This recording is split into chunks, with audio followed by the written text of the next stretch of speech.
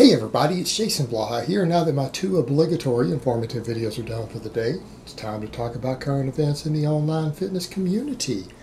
And there have been a lot of big changes in YouTube and their policies and the way they're doing things lately. So let me put on my +5 out of weaponsmithing, work on scaling up my crafting a little bit, and let's talk about this. And some of this has been bittersweet for me because they've actually done a lot to help me. But a lot of YouTube's new policies are definitely negatively affecting my smaller channel, not my main one here.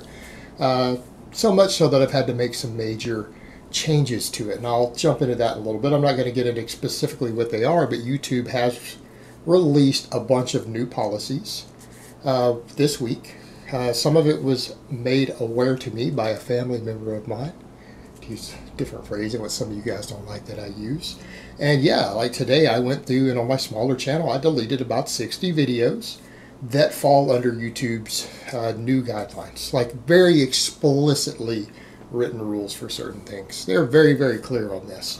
And I'd already had a video deleted a while back under this new policy when they hadn't made it official yet, and I was trying to figure out why. Now I understand, because they didn't publish it until recently. So I went ahead and cleared all that out.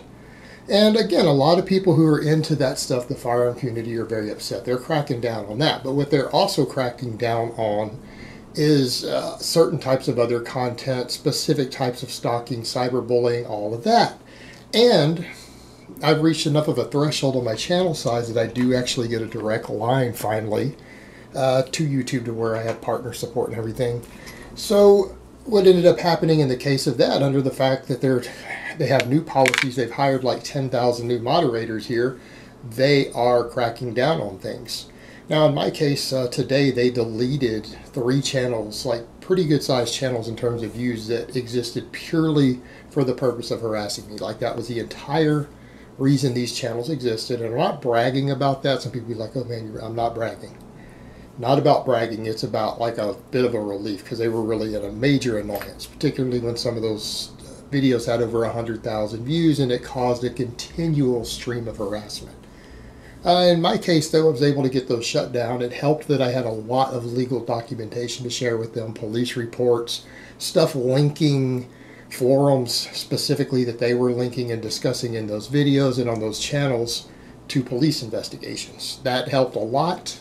And they flat shut them down.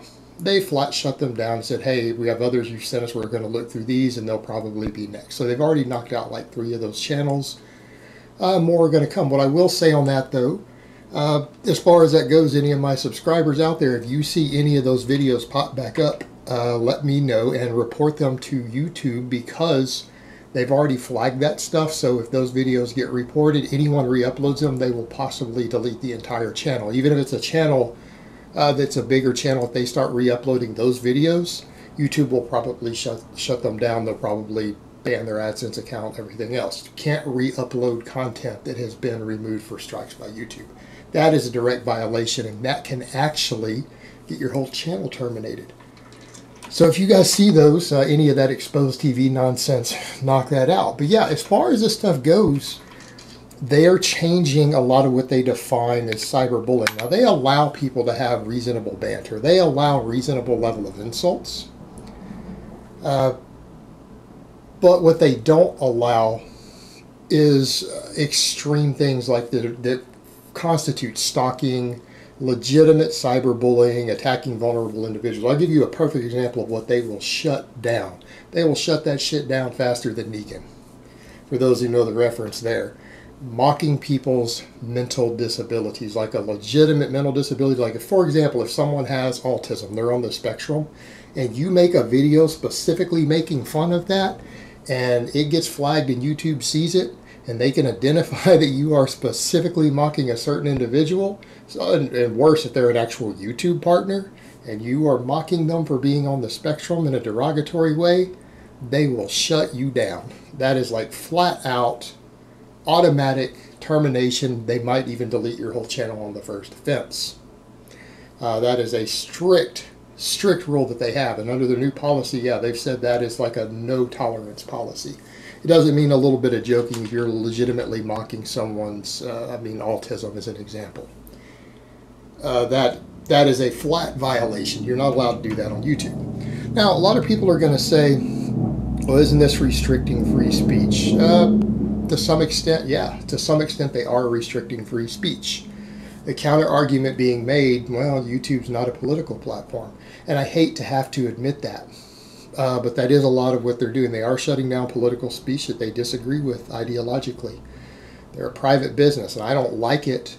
But here's what I would say. There's a reason I started a Patreon also, so that I have a separate platform to discuss other things. And you know, a lot of us are going to have to for certain things we want to discuss. If we want to discuss various politics or firearm things or legalization of anabolics or legalization of various things that might not be politically popular, we'll probably have to go to other platforms for that. Will I start using other platforms for those things? Sure I will. I'm going to have a presence on YouTube probably indefinitely because I use this platform. It's a big part of my life.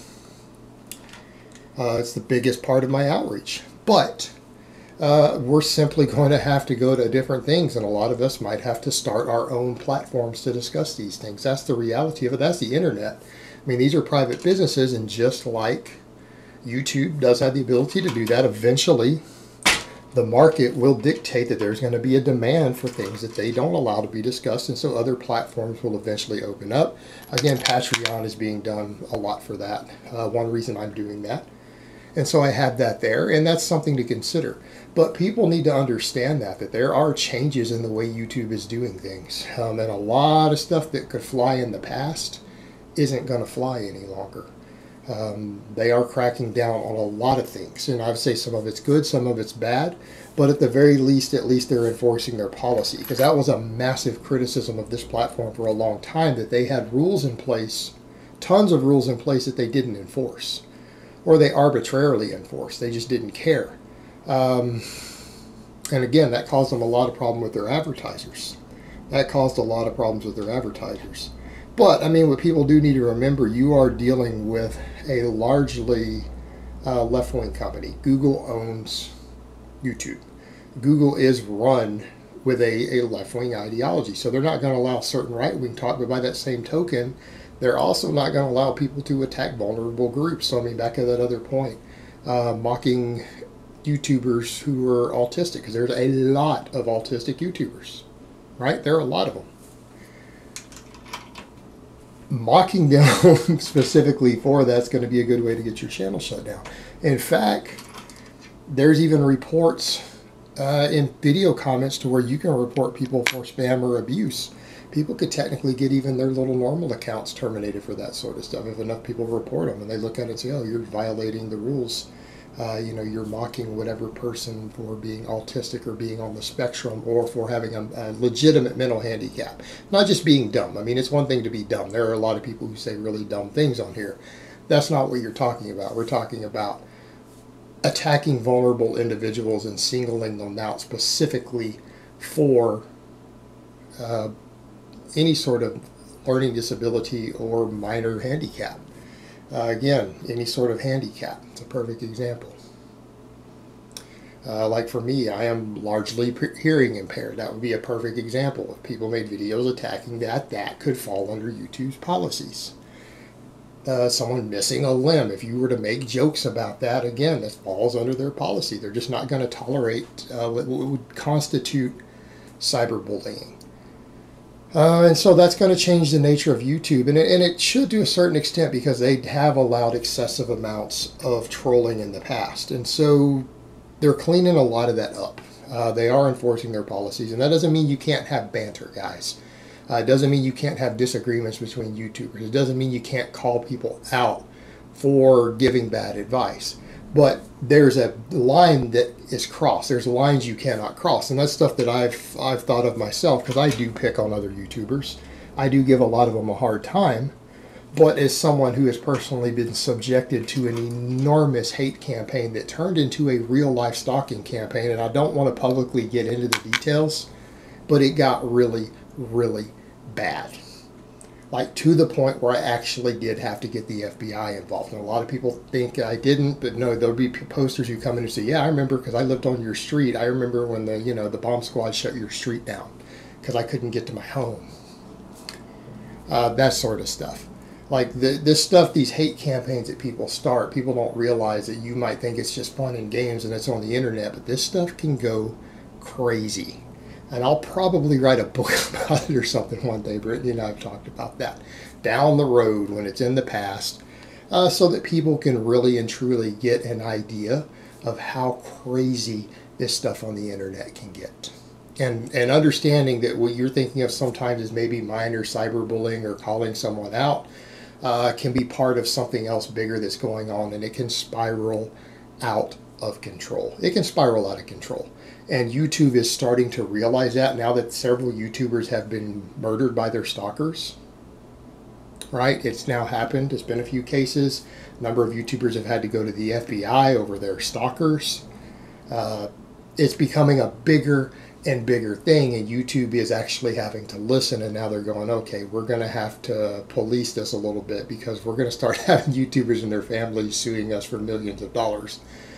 We've got to enforce this better, because they are getting some pressure now from even federal law enforcement and things saying, hey, you're allowing stuff to happen on your platform that's endangering the lives of your actual partners.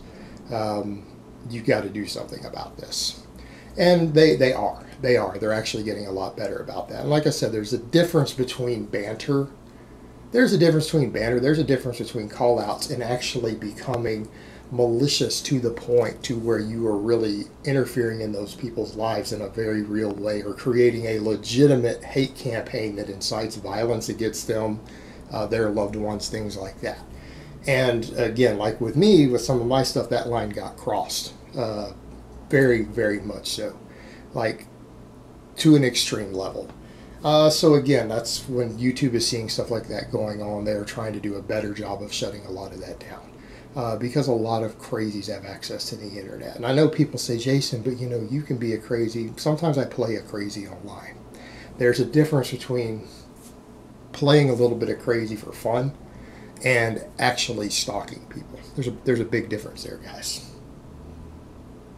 But all in all, a lot of changes in YouTube's policy, a lot of changes in the way they're moderating stuff, a lot of changes in their actual written rules. And all of us who are YouTube partners, we're going to have to get up to speed real fast, because some of us, it's going to affect us positively, some of it's going to affect us negatively, and in me, I can already see a bit of both. And it is what it is. We just have to adapt and work around it. Alright guys, but that's really all I have to say on that today. I hope it's been informative, and I will talk to you guys next time.